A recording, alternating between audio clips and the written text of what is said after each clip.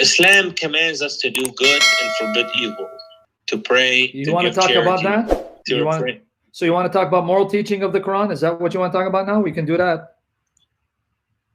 Because you're saying it commands to do good. We can talk about that. You're the one who's bringing up the points, and I'm the one who's here to refute. So what are you? Okay, so now you said Islam. Okay, you said Islam teaches good. Okay, so let's talk about morality of Islam, because you follow Quran and Sunnah. Your prophet at one time, I'm not saying now, you're Sunni, so I know you don't do it now, but at one time your prophet accepted Zawj al-Mut'ah. Mut'ah, right? Yeah. You're okay with that? Him doing Mut'ah? At the time it was accepted. So now be honest with me, as a man who has respect, you have ghira, you have honor. How would you feel if you lived at that time? So understand what I'm saying. How would you feel if you lived at that time and one of the Muslims said, I want to marry your sister for 3 days, and then when I'm done, I'll divorce her and give her money? You honestly would be okay with that? I don't believe that it was done in that context. I believe it was more of, you know, when they were away from their wives. Oh, so it's okay? They were away? So, okay. A Muslim from California is away from his wife, and you're living in Chicago. And he says, Ya akhi, I'm going to marry your sister for 3 days and give her money when I'm done because my wife is in California. Are you okay with that? Well, at the end of the day, you have to consider it like this. Do you want to have unlawful sexual relations in the eyes of Allah? Or do you actually want to, you know, if the Prophet said something and you know, he's the highest moral authority. So if he permitted something at a certain time under certain circumstances, or it's not for us to really question that. We just follow him exactly as he says, and we obey him. So you really think a God Almighty, who's all powerful, would legalize? Hey, I'm giving it to you straight. Am I beating around the bush? No, you're honest. Okay. All right. Okay, that's fine. All right. Okay, then you're saying if it's from Allah, okay, that's fine. All right, then you can see why non-Muslims have a problem with it. But okay, now that you said, well, if it's from Allah, all right, fine. Okay, that's fine. Let me ask you this then. In chapter 4, verse 24 of the Quran. I don't have an issue with it, but it's not something that I mean, at the time, so a lot of things about, you know, the Quran is it's descriptive. So there are certain things that you guys like to point to. And if I come with Numbers 31, yeah, you're going to, that's that time. It's Moses had to do this. No, that's not my answer. I wouldn't answer that way. I wouldn't answer that way, but that's okay.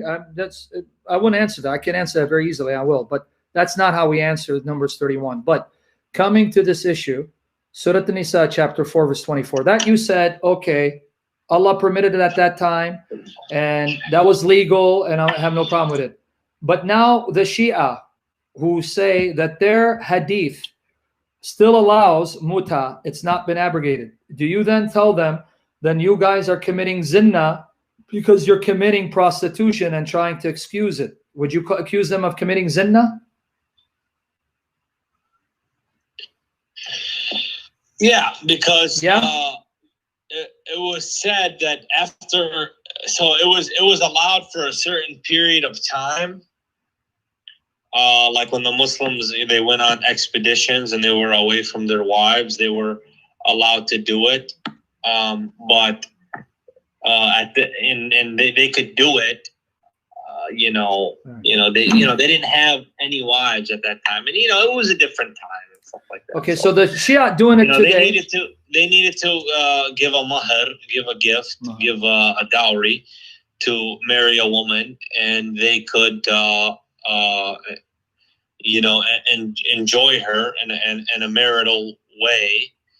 And you consider that marriage? After some time, the marriage would be dissolved. Okay, brother in humanity. Be honest. Right now, we don't permit that, and the Prophet didn't permit it when when the Muslims returned home and they're living amongst their community, for them to just do it, with each other's daughters and stuff as a form of no. Marriage, of course, is meant to be a long-term thing. Say it again. Marriage is meant to be what? Marriage is meant to be what? I said by and large. It should be a long-term thing. It's meant to be a long-term thing. Okay. Now, there are certain circumstances that may warrant that, but the way we have it now, it's not permitted. Okay. Let me just repeat what you said. Marriage is meant to be for a long term. Even though I may marry someone that I want to stay with, things happen, we get divorced. But my intention wasn't to marry her and divorce her. So you agree. But you're saying because Muhammad, under the orders of your God, because you believe Allah spoke to your prophet, when your prophet said, you can marry them short term, and you can tell a woman, look, I'm just going to marry you for 3 days and pay you money. That was legal marriage, even though the intention was to be married for a short term. And you really call that marital? You really call that a marriage? Well, what you got to understand, they were doing Allah's will at the time. Allah's will, okay. So they were out preaching Islam and, assisting in the expansion of Islam. And so they did not have their wives with them. So it was permitted for them to temporarily marry the women who were available to them. And but after a while, this practice was forbidden. And so now when the Shia do it, it's zina, it is wicked, it's haram, it's immoral. Now if they do that, right? Correct. And they reject our hadith. Yes, right. And they curse a lot of the companions. Yep. And so they have become misguided in a lot of ways, and I can't speak for them. Sure, no, put them aside. But I just want to make sure we get this point. Now, when the Shia do it, it's zina, it's sexual immorality, it's even adultery. We'd even call it prostitution. But for some reason, when your prophet allowed it to be done, because he allowed it, then it's no longer prostitution, it's no longer adultery, it's no longer sexual morality. So what changed? What changed is the circumstances. Oh, so when Muhammad decides, if the circumstances are right, then it's no longer zina. Okay. So there are certain circumstances which may warrant that, like in maybe like a wartime or, something like that where it's of dire need. But the way we're living now, it's not as if we need to have temporary marriages. Right. It's not something that we should practice. But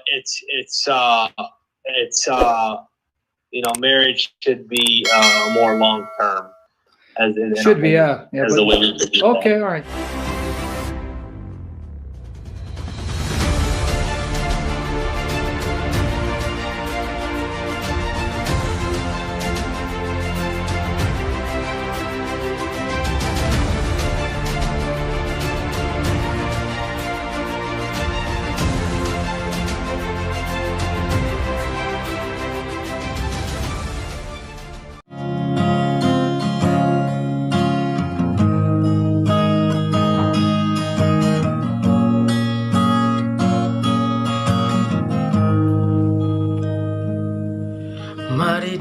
Sejenak, cobalah kau renungkan, kan kedatangan Yesus sungguh dekat. Hari-hari berlalu, waktu terus berganti, Dia akan datang segera jemput umatnya. Sedia sambut sang raja, oh bersedialah, sambut rajamu, dia datang dengan kemuliaan, oh bersedialah, terima mahkota karunia, hidup yang kekal. Janganlah kau terlena dengan kesenangan dunia hingga kau melupakan kedatangannya. beritakanlah firman-Nya